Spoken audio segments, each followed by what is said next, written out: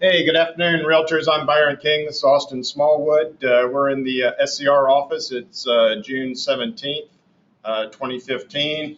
We're standing in front of our president, Fritzy Barber, who came up with the bus tour this year, and we've been doing some of those. Got a few left. We're in the Hall of Law. So NER's got windows to the law. We've got hall to the law. And so one thing that wanted to mention, we're about 700 short on our mobile app for the Realtor Action Center. So everyone, while you're watching the webinar, if you pick this up from our archives, go to realtoractioncenter.com, and scroll down to the bottom and sign up for mobile alerts. So we got our glasses on. We were playing the song, "The Future's So Bright, Gotta Wear Shades."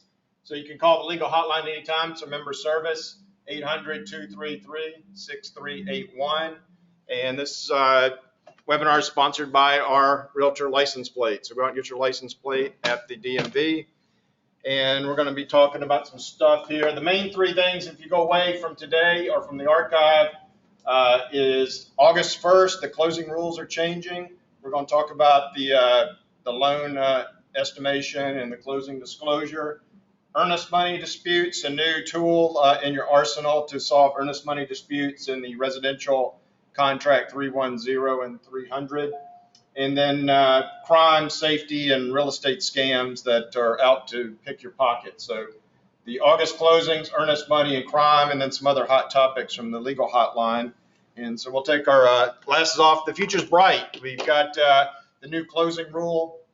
Hopefully will be better for consumers, help them to find out about their loan product, compare shopping, and get the disclosure to them 3 days prior to closing. So that should be a good thing for consumers. Market reports just came out. Markets are looking good in South Carolina. We got manufacturers moving into South Carolina. Birth rates up. We got the new closing rules. We got the license law bill got introduced. So everything's looking good. So we're going to talk about a little bit of stuff here. First thing I want to talk about, try to get you to volunteer for some committees. Our legal committees, we've got our chairs, Colleen Cousins with Legal and Ethical Group, Lorraine Harding for our Professional Standards Committee, Tina Cantrell from Grievance Committee, Teresa Cox, our Standard Forms Committee. Standard Forms this year will be finishing up the lease and working on some commercial forms. So we're looking for commercial realtors that'd like to volunteer for that task force. If you know any commercial realtors that might be interested, please have us call Legal Hotline 800-233-6381. Rob Woodall with our Legal Action Fund, and Rennie Dietrich with our Risk Management Committee. So encourage you to join up for some committees for 2016. And just some news, we monitor the Real Estate Commission. So make sure you get your license renewed by the end of the month. If you're due this year, double check, make sure if you're due in 2015 or 2016. This year, Austin's been monitoring the Real Estate Commission. They came out with some opinions on coming soon signs for REO properties. You need to have a listing agreement that includes price and address before you can advertise as coming soon. They also opined on teams and offices. You have to have a broker in charge supervising every office, and every office has to be registered with LLR so they know to do audits at that office. Also, Austin and I were working with the Appraisal Commission. The Appraisers Board at LLR, they attempted to change your exemption to do BPOs and CMAs. President Fritzy Barber wrote a letter, and we were able to get that stopped, and so that you can still perform BPOs and CMAs in South Carolina. Never refer to it as an appraisal. Always use the term price, not value, and put the disclaimer in there. Never call it an appraisal. Put that disclaimer in there. This is not to be used for any federal lending purposes. I mentioned a little bit, we've got the bill introduced at the State House for license law. Our surveys show that you want more education and professionalism.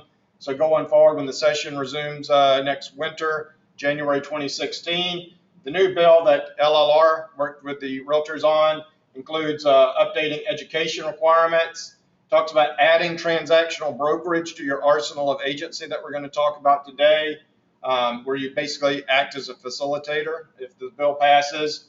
Some clarification, because teams have expanded since the last time we updated license law. It talks about how teams can advertise and operate, and talks about limited function referral offices, clarifies if you're in a limited function referral office, you're only to do referrals, not sales or leasing, and clarifies what material fact is. Material facts often something we worry about judges, how they would interpret that. This would put in the statute if this bill passes to explain that. So that handles that.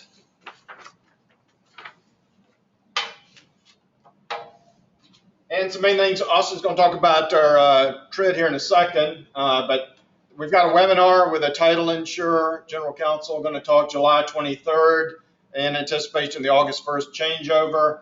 And if you're not familiar, they're combining the RESPA, Real Estate Settlement Procedures Act, with the Truth in Lending Act, the HUD, and the Good Faith Estimate into basically TRID, which is an acronym of an acronym for Truth in Lending, RESPA, Integrated Disclosure. So Austin's going to talk about it. The main thing to think about that is you're going to get the closing disclosure 3 days prior to closing. So hopefully that will help us. And Austin, you want to talk about the TRID, please? Yeah, absolutely. The biggest question we've been getting in regards to this August 1st changes is whether this is going to delay everybody's closing, whether any changes are going to require 3 days notice. Put you kind of at ease. There are only 3 changes that are going to require this 3-day additional delay. That's if the APR changes by more than a quarter, or more than an eighth, and less than a quarter on adjustable.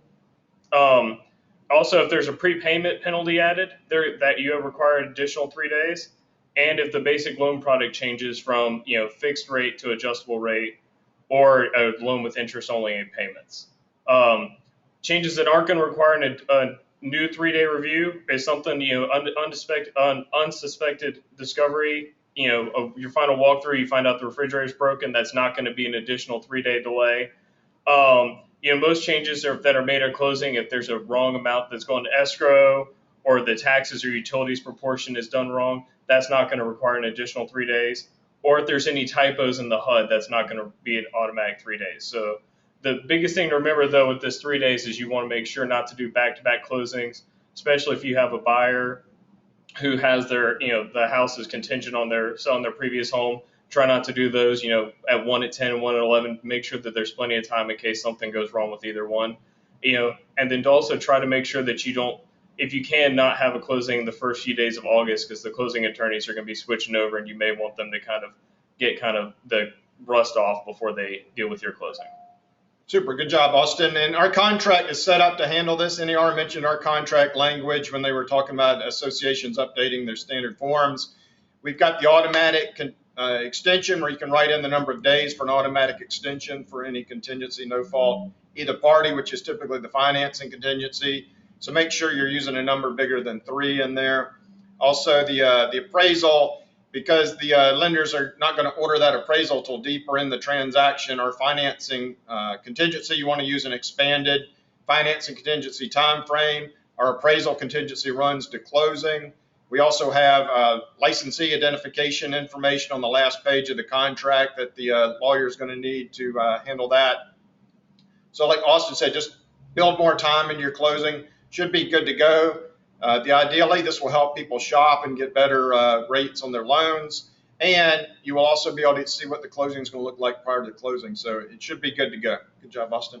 And related to that, with closings, we get a lot of calls about earnest money disputes, $500 to $1,000. The deal falls through. And so that's probably one of our number 1 hotline calls. So one of the things that we've added a new tool this year into Form 310, it's been in 300 for a year. Basically says you got a failed closing, seller's got 30 business days to initiate a lawsuit over the earnest money, or the money goes back to the buyer. So this is another tool in the arsenal. You still got the contract ways to get earnest money out even quicker than 30 business days. Due diligence addendum. Recommend you use that because the buyer terminates, pays their due diligence termination fee, gets their earnest money back right away. Financing fails, either party can terminate, buyer gets their earnest money back. If there's a breach of contract, clear breach of contract, you can disperse right away upon termination by the party. And we've got a contingency for fire, floods, or other casualties where if they occur, either party can terminate and buyer gets their earnest money back. And if the appraisal comes in low, seller refuses to drop the price, buyer can terminate, get the earnest money back. So we still have the same tools in addition to this 30 business day for the seller to initiate the lawsuit. The buyer and seller can self-settle, split the money somehow, use Form 518 release or 517 disbursement agreement. You still got mediation. Austin just graduated from NER mediation school. We had 3 other realtors, Katisha Breland, Renee Reinhardt, and Wilbur Lane, all graduated recently. We're updating, Austin's working on updating the mediator list. Mediator's assisted settlement, basically, to put it in a nutshell. And for those brokers that like to go to court and file interpleader, you can still do that. The broker in charge at holding the earnest money is the only one that can file interpleader, sue the buyer and the seller. Paperwork's on our website, screaltors.org. And you pay the filing fee, maximum $7,500 of earnest money. After 5 years, you can turn the money over to South Carolina Treasurer. This kind of fail-safe. Say if the seller filed a legal action but never followed it up, after 5 years, you can still turn the money over as unclaimed property.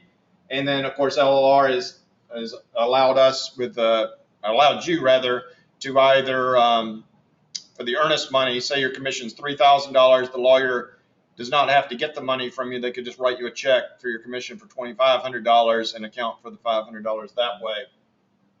So all the same tools. We've added the 30 business day on earnest money, and so that handles that portion of it. Austin, any comments that you've gotten on the hotline about earnest money? No, I mean that's just our #1 call. So make sure that you remember the easiest ways are the self-settle, mediate, and then lawsuit is the last option. Each option gets more cost prohibitive. So that's usually the quickest way is just to get both agents or both parties in the room and try to work it out that way. Super. And a lot of times on the hotline calls, I'll get calls, hey, Byron, it's not fair. The seller's only got 30 business days to file over the earnest money. Keep in mind, this is just for the earnest money. So the seller can still sue for breach of contract for the 3-year statute of limitation if the buyer breached. So it doesn't lose a lot of rights. We just did this as another tool to get the broker out of the middle of the dispute. Dispute's really between the buyer and the seller. Like Austin said, settlement's always the best option. Another thing that Austin has brought up, he's been getting a lot of calls on, is the closing fails and you're trying to get the property back on the market. There's an earnest money dispute, so they won't sign Form 518, which is a release form. It basically says, hey, nobody's going to sue anybody. So kind of the way we tell on the hotline, under Article 13, you're not supposed to practice law, right? Unauthorized practice of law. As the listing agent, you'd basically say, hey, seller, you need to talk to your attorney about this. And then the seller decides how to remarket it back as active again. So, because the worst case scenario is the buyer sues the seller as breached. The seller's already tried to sell it to someone else. And so then the seller gets sued by both buyers when both deals collapse because of the lawsuits. The listing agent would say, hey, I warned you to talk to your attorney. You ignored my advice at your own peril. So that's a way to get it back on MLS as active and avoid the pending or contingency, whichever your MLS uses. Austin, any other things that you've told people on the hotline about this issue? No, it's just the easiest ways. 518 that completely washes you out of the transaction. It allows the buyer to move on and get towards getting another property, and allows the seller to get their house back on the market and doesn't tie you up in court for breach of contract and can keep your house off active status for 3-4 months. So. Super. And speaking of that, that's another advantage of due diligence. A lot of times people will see due diligence as just helping the buyer. Due diligence also helps the seller because you got a lukewarm buyer out of the way. They filed their due diligence, terminate early in the deal, and you can move on, put it back active, and find somebody that's serious about buying the property. So we've talked about the truth in lending, the TRID changeover August 1st. That's really on a weekend, so we're really talking about that third. The Monday is 3rd of August, that first week. We talked about earnest money, getting the property back on the market. The third big thing we've been getting a lot of calls about, and this is deadly serious to you guys, is Realtor Safety. So you guys have a dangerous profession. You're meeting people out, many times at a vacant property by yourself.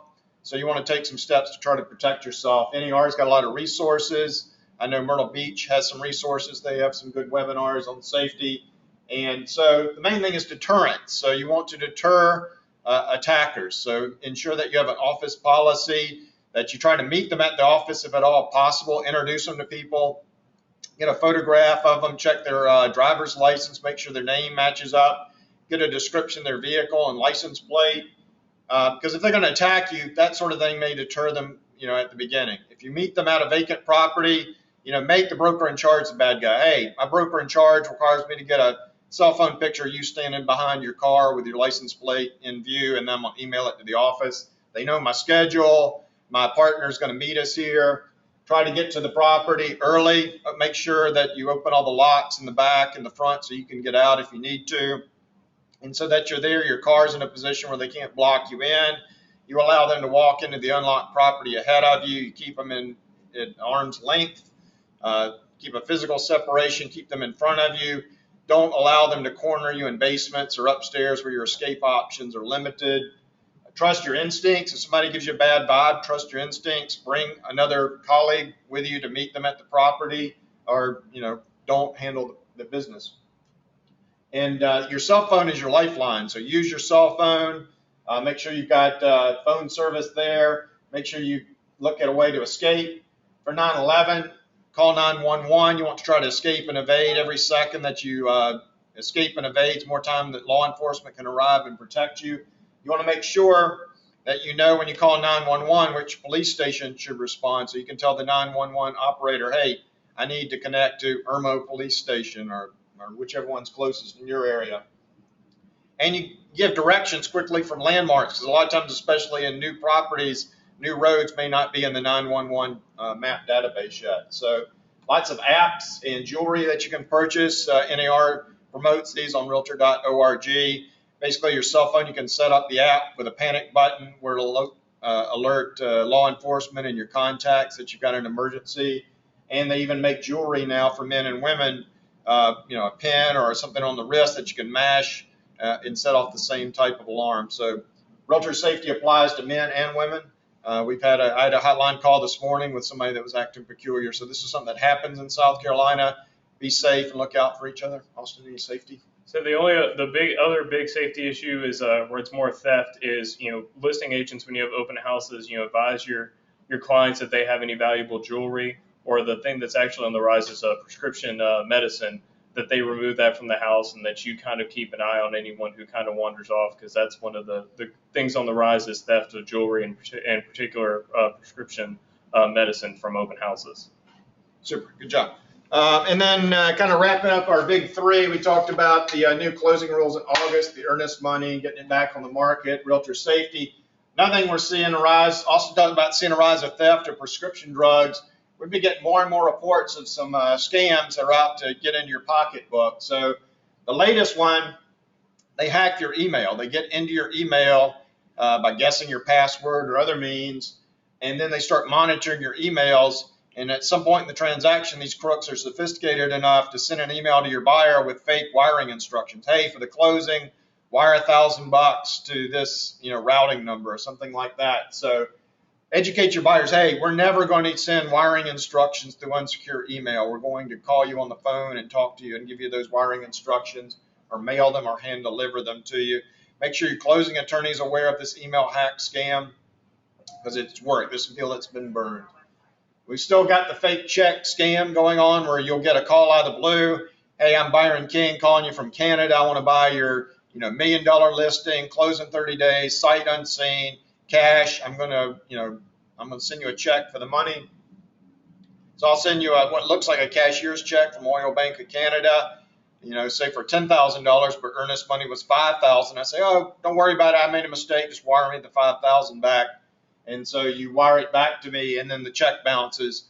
And international checks can take 30, 60, 90, 100 days to bounce, and then the money bounces, and you got to replace the money. So that's a scam that's going on. Latest scam Consumer Affairs talked about is a hotel scam. So especially you guys in vacation areas, or when you're on vacation yourself, if you get a call from somebody claiming to be a hotel employee that needs to re-verify your credit card information, be suspicious. Go down to the front desk. Do not give your credit card information over the phone. These crooks are calling in from outside the hotel and tricking people into giving them their credit card numbers and using the credit cards. Vacation rental scams still going on. That's the classic. Hey, you've got a listing in Hilton Head on the beachfront. The crooks in Nigeria or Eastern Europe or even the United States will scrape your photos and the address, set up a fake Craigslist or vacation rental by owner, and try to look like a renter. And these people that want a vacation there see it and send money to them. We'll fill out a loan application with identity theft information on it. Of course, the property's not for rent, so they show up for their vacation with their family, and your seller says, I live here. You're not staying here for vacation, and those people are out that money and out their vacation. So your defenses for that are to set up Google alerts for all your listing addresses, And same thing on Craigslist, alerts on Craigslist. And then once you see those, if your address pops up, somebody scraped your listing, trying to rent it, then you need to contact that, Craigslist, contact your realtor associations to let us know that scam's going on, and then let FBI know at www.ic3.gov. It's Internet Crimes, numeral 3, ic3.com. So we talked about the scams. Austin, any other scam info? The biggest thing is with the wiring instructions, just make sure that you have communication with their closing attorney and clients and say, hey, anytime anybody hears anything about wiring instructions, we're going to confirm with all parties before we disperse. And also keep an eye out for if the bank seems to be at if you've been dealing exclusively with a local South Carolina bank and all of a sudden the wiring instructions are telling you to wire money, out of the country, out of the state, that should put you kind of on alert and make sure that you verify any of that information. Super. So that's our big three. Now we're kind of getting into some things that have come up on the hotline that we just want to kind of quickly talk about. We've got plenty of time, so we're not in a rush. We're going to get a lot of calls about agency. So this is, NAR does a legal scan every year. This is the number one way that realtors get sued. You're not living up to your agency duties, is what the buyer and the seller will allege. So in South Carolina right now, we basically have three kinds of agency you can do. You can do single agency. Now I'm the buyer's rep, or I've got the listing. You can do dual. So say your brokerage has the listing and a buyer client. They want to connect and buy that property. You can go into dual agency. The latest one invented was designated agency. So at a large brokerage, say our broker is Nick Cremitis, and Austin and I work for him, and say Austin's got the listing, I got the buyer client. We can actually fill out the designated agency where Austin's got the listing, so the seller is designated to be his client, and the buyer is designated to be my client. Then we operate just like in single agency. What that means is Austin and I have to keep our files locked up, so he can't read, what's the top price my buyer could pay, or what's my buyer's motivation to buy. Got to be in there by Monday, August the 3rd for school starting, or hey, on the seller side, what's the bottom price the seller would take, or what's the seller's motivation? Seller's got a job starting in California and they got to get out of the state by a certain date. So we need to keep our files locked up. We need to make sure our email's not left open where, we could snoop on each other's emails. The faxes are secure, our inboxes are secure. When we have conversations with our clients, we have a private place where nobody can eavesdrop on that. So designated has some advantages, but it also has some precautions you need to take. And then sub-agency is practiced in some parts of the state. So to help identify these, on page 8 of the residential SCR forms, it asks, hey, what's your role in this transaction? So it's got Austin's, what board he's with, when his license expires. That also keys him so he knows when, hey, I got to renew in 2015 by June 30th, or I got till 2016. And the ditto for the information for your broker, because if your broker in charge accidentally lets his license lapse, then your license lapses. So both of those are on there. It identifies, are you in single agency as a buyer or seller agent, dual designated, or sub-agency. So sub-agency would be, say I've got a buyer, I don't have a buyer agency agreement, Austin's got the listing, I work for a different brokerage. I could actually be a sub-agent of the seller and handle the transaction and get paid that way. So you want to make sure you've got agency. In South Carolina right now, you have to have at least one client in the transaction. You can have both, but you cannot have 0 clients in the transaction. We've seen some arbitrations where nobody had a client, and obviously even if you're procuring calls without a client, it's illegal to get paid in South Carolina. We talked about in the bill for 2016, transactional brokerage would cure some of these inequities where you could actually act as a facilitator for the buyer and go all the way through closing, but that's not the law in South Carolina at this time. It's the law in some other states. We talked about confidential information. That's mainly motivation to buy or sell, top price the buyer would pay, bottom price the seller would accept.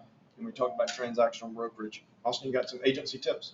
Yeah, the biggest things are just kind of to make sure that you're always doing right by your client, that you're very, the number one call we get is that, the client feels like their information wasn't kept confidential, or the client, their agent wasn't working in their best interest. And piggybacking off you have to have a, party in the race to get any sort of compensation. We got a lot of calls, especially around Christmas time, about finder's fees or referral fees, and the license law is pretty black and white on that issue. If you are not a licensee and you're not in the transaction, then you can't be paying a finder's fee or a buyer's fee. So you can't pay refer a friend to me and get $100. The easiest way to kind of remember that is if you can't put the fee on the HUD or the compensation on the HUD, you don't want to give it out. And so you wouldn't have a neutral third party at your closing. So if you kind of keep that in mind, you'll usually stay on the right path. Good one. Yeah, you worked hard for your license, spent a lot of time and money and classroom time to get your license. Do not help people that don't have licenses get paid. Like Austin said, it's illegal, so don't do it. Agency, while he was talking, I thought of on the hotline, we get a lot of calls. Hey, I'm driving a buyer around. When do I have to have that buyer agency agreement? So in South Carolina, as soon as you start dealing with somebody, you give them the agency disclosure pamphlet. Basically talks about the LLR form that tells you what kind of agency are available in South Carolina. Prior to submitting the offer, in South Carolina, if I've got a buyer in my car and I'm showing around, prior to submitting the offer, the buyer's got to sign that buyer agency agreement. Or I've got to talk to Austin and say, hey, I want to be a sub-agent of your brokerage. Austin's brokerage may not like that because then they were responsible for my action. So some agencies, some brokerages rather, do not do sub-agency and some don't. Some markets, it's uncommon for sub-agency, some it's common. So prior to the offer getting signed, now if we both work for Nick Cremitis Real Estate, like we talked about, Austin Smallwood, Byron King, and he's got the listing, I got the buyer client, prior to me giving the offer to Austin, we've got to get either the dual agency agreement signed or Nick's got to appoint Austin as a designated agent for the seller and Byron as designated agent for the buyer. So that would all be handled prior to that offer being shown to the other party. All right, and then we talked about the song "Future So Bright." We got to wear shades. Things are looking up. South Carolina market's looking up. Recession's slowing down. Things are taking off in South Carolina. Multiple offers. During the recession, a lot of licensees came in, had never seen multiple offers. So maybe a year or two ago, we started getting hotline calls. Hey, Byron, I got multiple offers. Is that legal in South Carolina? Because they'd never seen it before. I said, heck yeah, they're legal. That's a good problem to have. So a multiple offer is when, Austin's got a lot of buyers interested in the property, like Byron's buyer client or, somebody else's buyer client. Here's the idea behind multiple offers. You guys have all seen the surveys. Austin and I are both attorneys. You've seen all the surveys down at the top of the list. Who does the public trust? The top and the bottom of the list. Down toward the bottom, you get lawyers, used car salesmen, real estate agents, which is unfortunate because we got the Code of Ethics. Look for the R, which is something you want to educate the public about. Always look for the R. That'll weed out some of these scam artists. We've had calls recently on the hotline this week about people wanting to come in and view a property, sending out emails. We don't know if they're a real estate agent or a crook just casing the house, so always look for the R.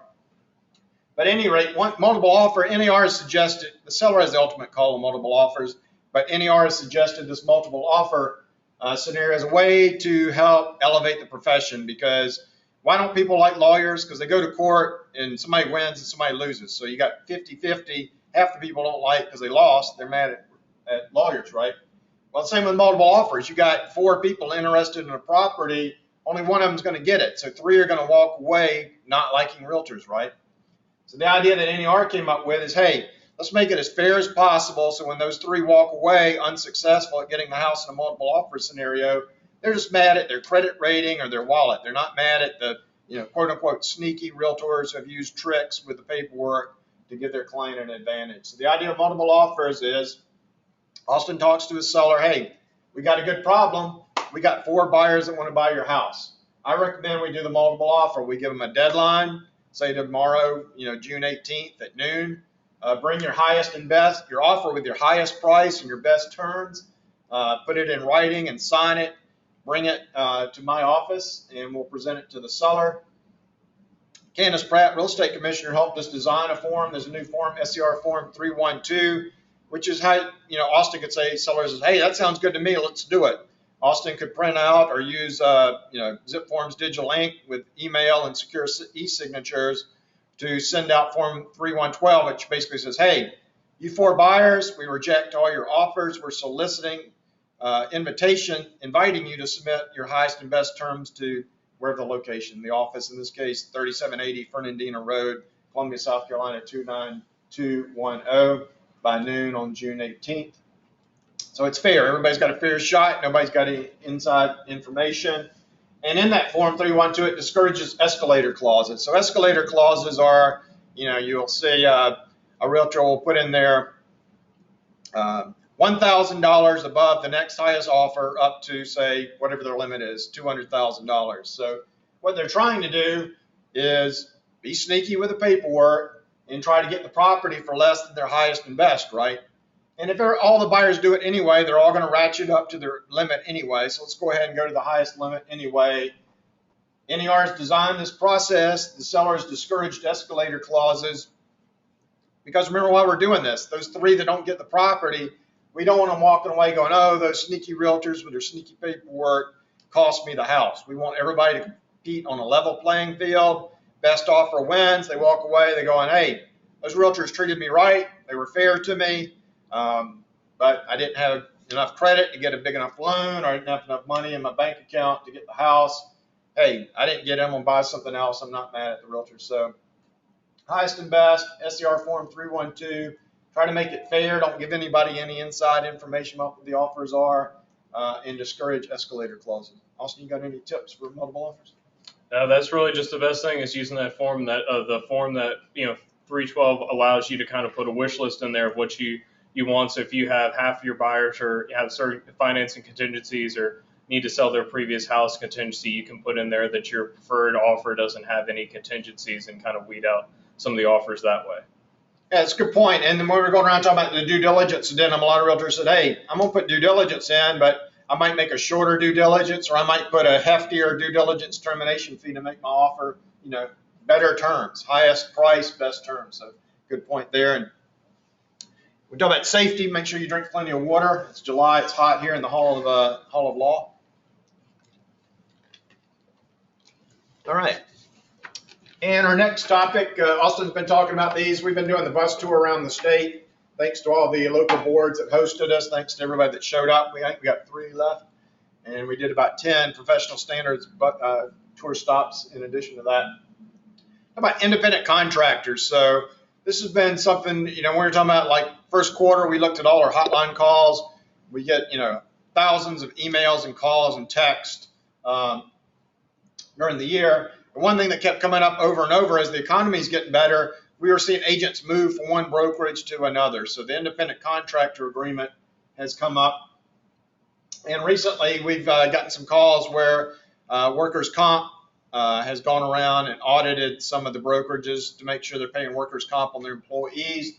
There's a law exemption for independent contractors, which is basically how most realtors operate for brokerages, where you're basically an independent contractor working for a broker in charge.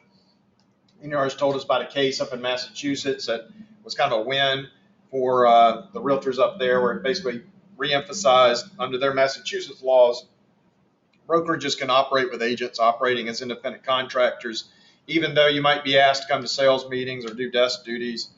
So there was, just by the nature of the business, some control. There's control over your actions is the main test to find out if they're an independent contractor. So, and so when you leave a brokerage, here's the usual hotline call. Hey, Byron or Austin, I was working for brokerage A. I had some pendings. I have a relationship with the buyer clients there, the listing clients there, the seller clients. I move into another brokerage. Do I get paid? How do my clients move with me? And so the first thing we ask, do you have anything in writing? And 99 times out of 100, no, we don't have anything in writing. So that's an uphill battle there, because remember, even though you got the relationship with the client, you're one-on-one, maybe your broker's a manager more so than in the field with them. The legal relationship with the listing agreement, the buyer agency agreement, is between that client and the brokerage. So you have to be careful about lawsuits, ethics complaints, and license law complaints about communicating with that client when you leave. So you want to try to get in writing. So before you leave, when you're on good terms with your broker in charge, maybe have a sit down. You guys draft up, hey, when I leave, what can I say to clients? Can I say anything? Can I say where I'm going? What if they want to? Can I ask them if they want to move with me? If they want to move with me, how does that work? Do I pay a fee to move back to the original brokerage to move them? Or do I pay a referral fee once it closes if they're allowed to move? So a lot of moving parts, but you want to try to get that into writing.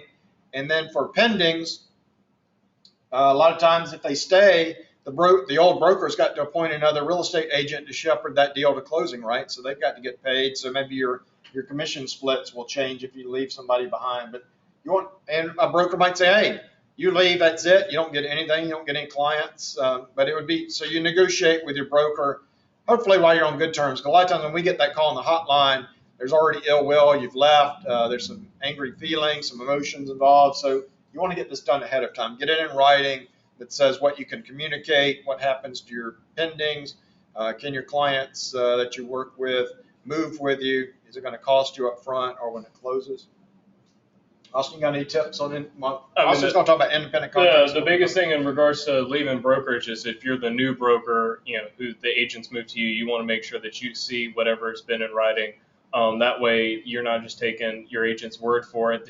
So you can avoid any possible, ethics or legal issues that way, and have an open line of communication with the old brokers, so nobody feels like anybody's kind of stepped on the other one's toes.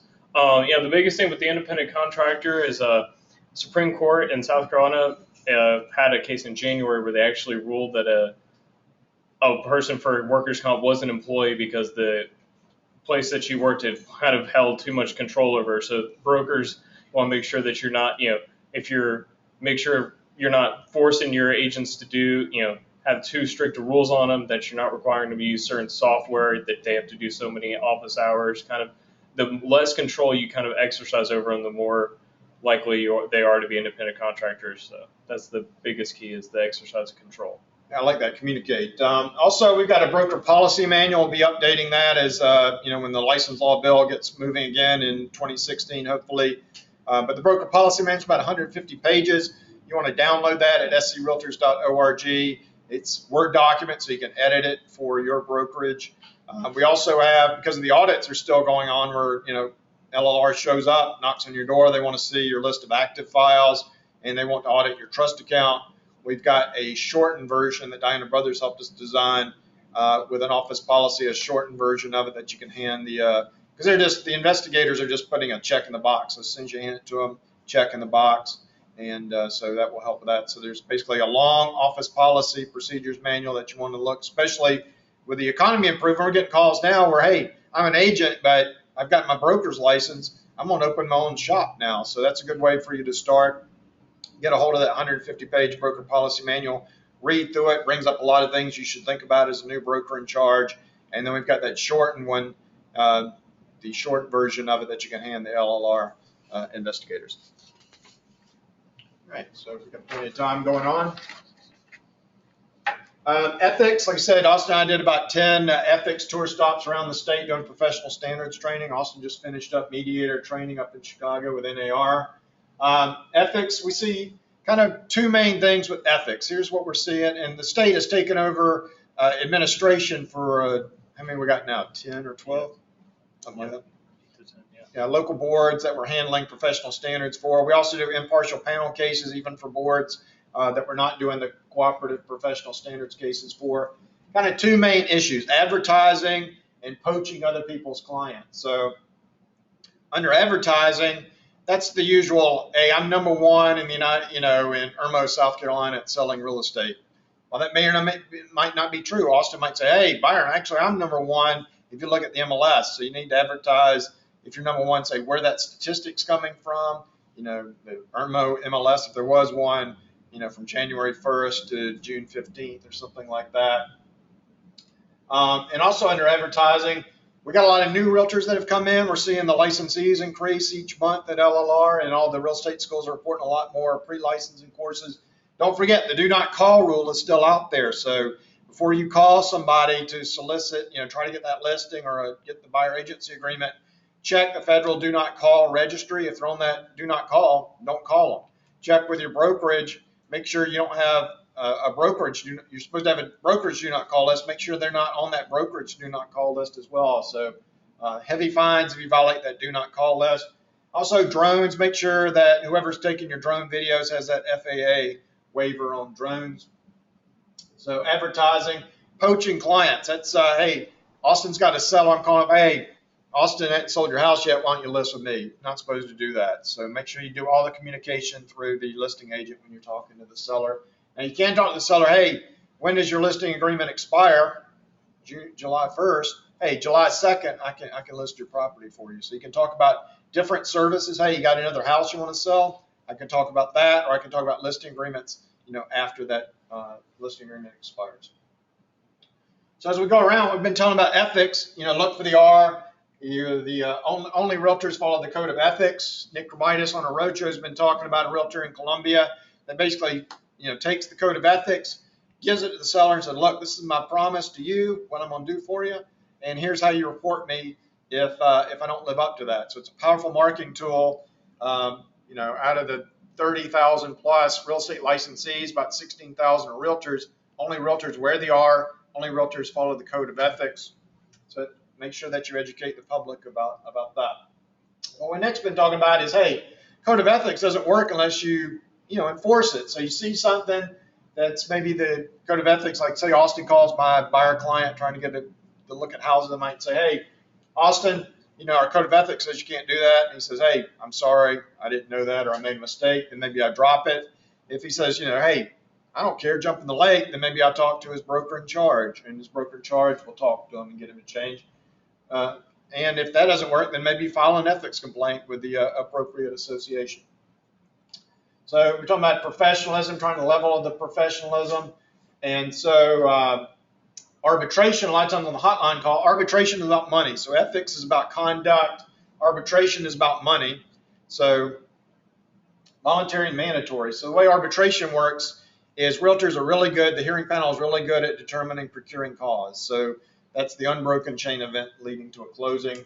And there's voluntary and mandatory. A lot of times we'll get a call where there's a dispute. Say I left the brokerage. I got a dispute with an old broker. I want to file arbitration. Well, that's voluntary. It's only mandatory if it's between two different brokerages. Your classic procuring cause. So mandatory means you have to go to arbitration. Voluntary means the two parties would have to both agree to arbitrate.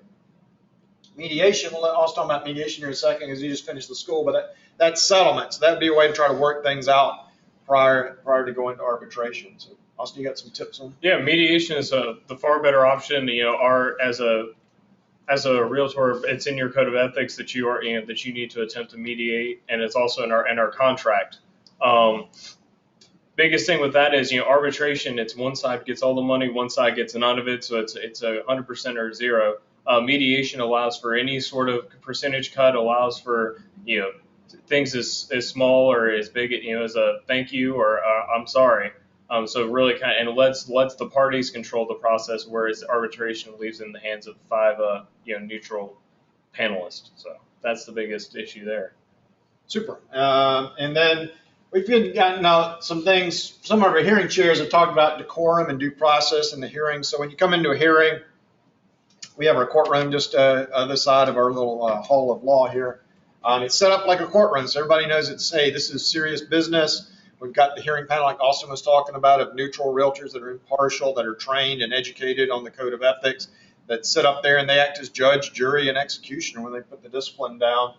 And then it's set up where you've got the complainant and respondent, and then one of the lawyers, Austin or myself or Nick, will be in there with Jessica Moore, who does an excellent job at administering the professional standards process here statewide. Decorum, so you want to dress the part, come in your suits, take it seriously, and then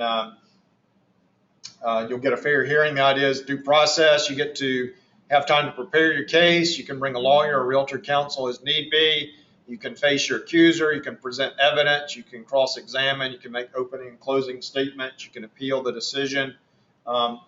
Typically, like Austin was about, say there's a commission dispute. So say Austin and I are different brokerages. Typically the scenario is the buyer comes to me, signs a buyer agency agreement, and then I'm unavailable for whatever reason, vacation or funeral, or I'm just not picking up the phone. They want to put an offer that day. They go to Austin, and they don't give him all the facts usually. Hey, I didn't sign a buyer agency agreement. I don't remember signing a buyer agency agreement, or I never signed one. So things that Austin can do is kind of listen to red flags. If they looked at a property, hey, was there an agent with you? Yeah, Byron King was with me. So Austin might want to pick up the phone, call me, and say, hey, is this accurate? They didn't sign a buyer agency agreement. Or I might say, hey, I got a buyer agency agreement. And then he goes, hey, I know the Code of Ethics. I'll back off. But typically, the buyer creates the problem in most of our arbitration. So Austin thinks, from what they say, they don't have a buyer agency agreement. They put their offer in, close on the property, and then after it closes, I find out about it. And so my brokerage files an arbitration request against Austin's on that side. And so ideally, we try to mediate it, right? We hire a mediator, we sit down, and we try to work something out prior to the arbitration, because the arbitration is somebody wins, somebody loses. Mediation, you're splitting the money somehow, everybody gets something. So the idea is to try to mediate, preserve the working relationship. We go into a hearing, Austin might say ugly things about how I operate and vice versa. Maybe there's some animosity. It's hard for us to work together in the future. Mediation, hey, we might walk out of there, like Austin said, an apology, a handshake, split the money somehow, and we're still friends. We still do deals in the future without any animosity. So mediation is great for that.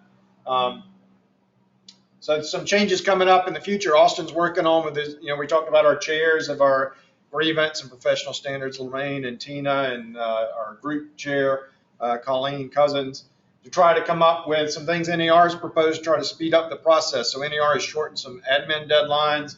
They've added mediation for ethics, where like maybe you mediate, like Austin said, you get an apology, handshake, both sides get to tell their story and move on without this full hearing, because a full hearing takes a lot of time, effort, and money, whereas mediation can help solve and preserve relationships. So ethics mediation will help with that. And also working on what they call a citation program, which almost is like a speeding ticket, where when Austin meets with these chairs, and it's going to go back to the committees and then to the board of directors. Speaking of board directors, our conventions with North Carolina this year in Hilton Head, September 12th through the 15th. At the Marriott Hotel, rooms are sold out there. It overflows at the Omni, but come down. It'll be a great convention with North Carolina, great opportunity for networking and referrals like Austin was talking about.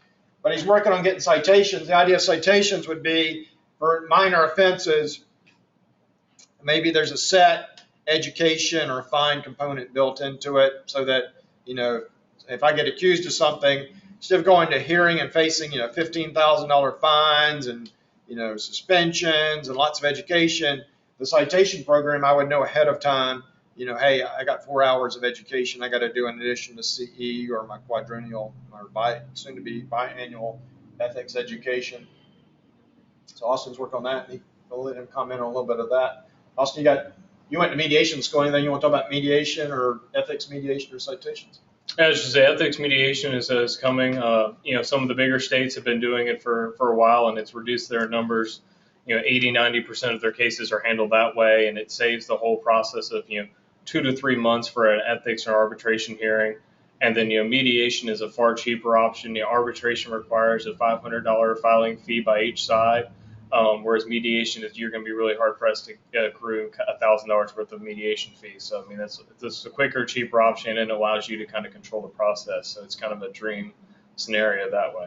Yeah. So make sure you come to the convention September 12th through the 15th. Hilton Head Board of Directors will most likely be discussing our citation policy. The Board of Directors has told the hearing panels, hey, with professional standards, our goal, we're not LLR, we're not the Real Estate Commission, we're not out to discipline folks and post it on the internet for the public to see like the Real Estate Commission. Our job is to raise the level of professionalism. So we want to emphasize hearing panels. If you find somebody in violation of ethics, we want to emphasize education over fine. So instead of a heavy fine, add that education. You already got the Mike Christ, our technology handler here, is reminded us the website that he designed, did a great job with it for the North Carolina, South Carolina conference, or South Carolina, North Carolina conference, I should say, reconnectcarolinas.com. So the conference is called Reconnect, like real estate and connect, wordplay, reconnectcarolinas with an S.com. And so, like I said, it's going to be great. Last time we were in North Carolina, we were in Savannah. It's a bigger event. There's obviously more people. That gives us more money for better speakers and better events. So come on down for that to Hilton Head, beautiful Hilton Head. Love it down there. And come down for the conference and hear about the citation policy and ethics mediation. Some other things NAR has done, like we talked about, shortened some time frames, made it harder to get continuances, allowed for more video conferencing. If somebody, we had one recently where they were in the military, they were out of state, helped them to come in and testify via video conference. So that worked out well. So we're getting close here. We'll take some questions here at the end, but we got about a few minutes left. We've been going around. We talked about the roadshow that President Fritzy invented for us. Great idea. We're going out. We're meeting a lot more realtors that don't come to realtor events routinely, don't know about the state association. So we've basically tripled the number of people that we touch that are members. Let them know about member benefits. We're doing a roadshow. We got 3 left. We've been doing the professional standards and the bus tour, but talking about member benefits on the legal side, Zip Forms. Zip Forms is a fantastic software. It's been upgraded. It's easier to use. And so we've been doing training. Mike Chris been doing training on these road shows along with the Zip Forms team. Fantastic thing we've added this year, digital ink is your electronic signatures. So last year you were limited, I think like 6 transactions, something like that. Now you got unlimited. So what digital ink does, it saves you don't have to pay for DocuSign anymore or any other software that you've been paying for digital ink, digital signatures, e-signatures.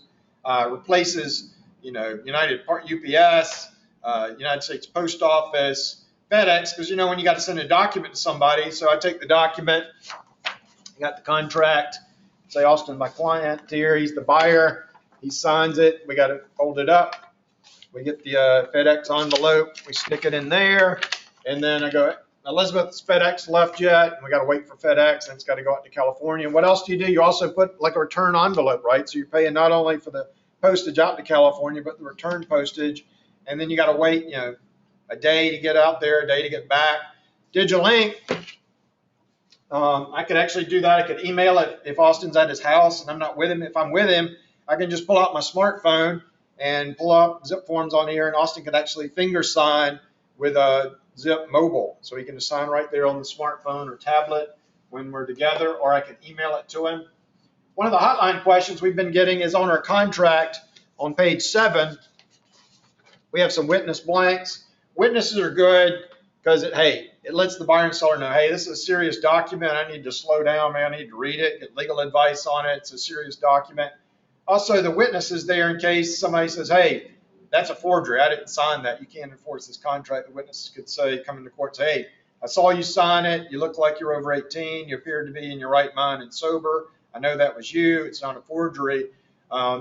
With digital ink, the defense says we're emailing that into your email account with a password. So that's a protection against forgery. But what's come up is a lot of people saying, hey, Byron, this witness line, how do I do that with e-signatures? Well, you actually don't need witnesses to make a contract. They're there as a defense to forgery. So what we're considering doing, the Forms Committee under Teresa Cox will probably recommend, hey, let's just take that witness line away. That'll give us extra space. Maybe we just put a blank line there. If you like witnesses, you could use the witness. If you have, our forms are basically set up the classic 2 buyers, 2 sellers. But in some cases, you might have sellers or buyers, 3 or 4 of them. It would give you extra space for that. If you like using witnesses, you would have the line there. If you have extra buyers or sellers, you already got the space there. Or say you got 2 sellers and 1 seller, and they have a big, a title or something like that. They're a corporate seller, give you extra space to write that line there. So the witness line may just turn into a blank line in the near future because it's not required under digital ink. So we get a lot of calls about that, and on our bus tour, we've been getting a lot of calls about, or questions about that rather. So we talked about Zip Mobile. That's, me and Austin are in the office. We're at Starbucks or wherever. He's my client.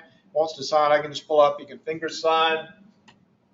Zip Vault, you basically carry all your files around with you in your smartphone. So that's ideal.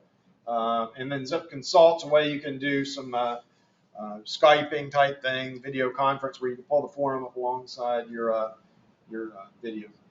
Austin, you got any good tips about any of this stuff? Just make sure that, take advantage of the Zip Forms. If you have any questions on it, they have over 100 YouTube videos on their YouTube page that pretty much can solve any question you have, and they're relatively short. So that's the best thing to do if you get stuck. That's about it. Thanks to Mike Chris that set it up. Thanks to Sharon DeLea who did the advertising. Thanks to Fritzy Barber and the past presidents. Get your mobile link. We're only 700 people short. So let's get on RealtorActionCenter.com, sign up for your mobile alerts. This is the thing where when NER needs you to call your congressman up in D.C., they can send you a text message and tell, with a link. It's real easy for you to get the information to. And so that's helped us with things like flood insurance.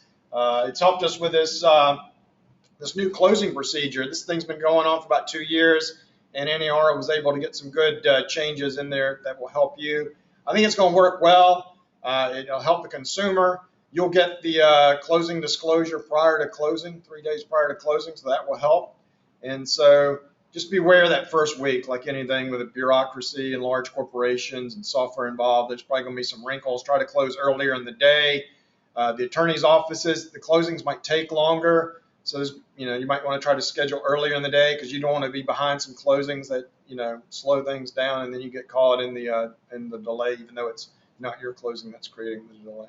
And be mindful in July that the closing attorney, that half their files is going to be with the old documents and half are going to be with the new documents. So kind of have some patience with them while they try to work their way through this. Super. So again, legal hotline 800-233-6381.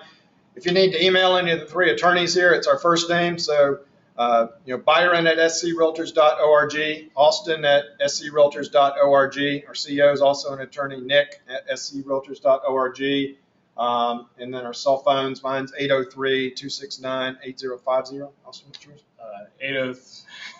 803-553-4475. All right, and that will conclude. We're going to start doing some short videos as well and some longer videos. So any feedback we would appreciate. If you're watching this on archive delay, feel free to email us with questions. If you think of questions you didn't get here live, you can call us or email us. We'll be happy. If we don't know the answer, we'll find out the answer. Thanks for your attendance.